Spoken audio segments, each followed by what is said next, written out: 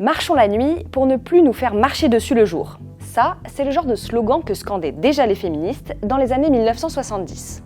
Depuis plus de 50 ans, les mouvements pour les droits des femmes le revendiquent. Être une femme dans l'espace public la nuit, c'est politique. Pour bien comprendre, il faut revenir au milieu des années 70, juste après l'obtention du droit à l'avortement. C'est une décennie où en fait on interroge vraiment le rapport des femmes avec leur corps et la façon dont l'oppression masculine repose beaucoup sur l'oppression du corps des femmes. La nuit, c'est vraiment l'espace de la peur, l'espace de l'agression potentielle. La réflexion sur les violences faites aux femmes, elle repose sur l'idée que c'est une façon pour les hommes de contrôler le corps des femmes, de les ramener donc à l'espace privé. Pour s'approprier l'espace public, des femmes se rassemblent à la nuit tombée et déambulent dans les villes. On observe ces mouvements d'abord aux États-Unis, puis rapidement en Europe et partout en France.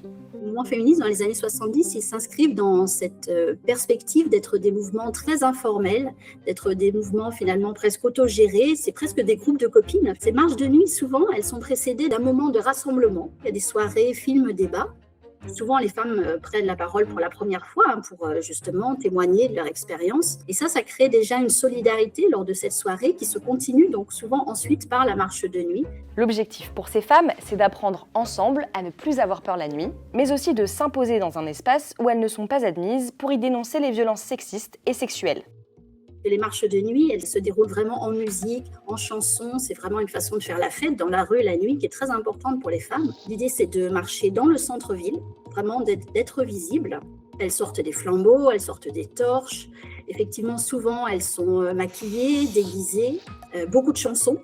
Puisque l'idée, encore une fois, c'est de se faire entendre. C'est vraiment de porter une voix, d'attirer une attention aussi. Cette parole sur le viol, elle est très nouvelle. Et que si on veut la porter, il faut en quelque sorte la mettre en scène. Il faut la médiatiser. Surtout si en plus, on inscrit ça dans une lutte contre le viol qui, jusque-là, laissait les femmes souvent très isolées, souvent dans la honte, dans la peur de parler. Et ça marche. Ces initiatives vont être remarquées par la sphère médiatique et politique. Des députés et des sénatrices s'emparent de ces questions et ça va aboutir à la loi de 1980 qui redéfinit le viol et durcit les peines des violeurs. Tout acte de pénétration sexuelle de quelque nature qu'il soit, commis ou tenté sur la personne d'autrui, donc pas seulement sur les femmes, par violence, contrainte ou surprise, constitue désormais un viol. Depuis, le combat féministe pour reprendre la rue continue et il prend plusieurs formes. Les marches nocturnes existent toujours et ont lieu en général la veille ou le soir de la Journée internationale des droits des femmes. D'autres types de marches, les marches exploratoires, ont aussi été mises en place dans plusieurs environnements. Ça consiste à marcher la nuit pour analyser ce qui crée le sentiment d'insécurité chez les femmes. S'approprier la nuit, ça passe aussi par des loisirs ou des moments de fête. Ces dernières années, on a vu apparaître des soirées en boîte de nuit réservées aux femmes par exemple. C'est trop bien, ça fait trop plaisir. Incroyable. On se sent beaucoup plus en sécurité. On se sent safe. Et il y a aussi des clubs de course en non-mixité qui invitent des joggeuses à courir ensemble à la nuit tombée.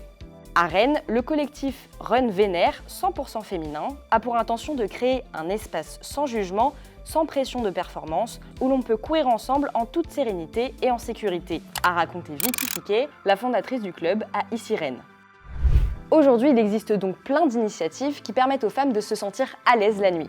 Mais derrière chacune d'elles se trouve la même ambition, celle qui a poussé les femmes à s'engager il y a plus de 50 ans. Le nombre fait force. Je pense que c'est physique en fait. Plus on est nombreuses et moins on a peur, plus on peut aussi impressionner les hommes. Je pense qu'il y a une démarche d'occuper l'espace, que ce soit dans un café, que ce soit dans la rue, que ce soit dans un club de sport, effectivement.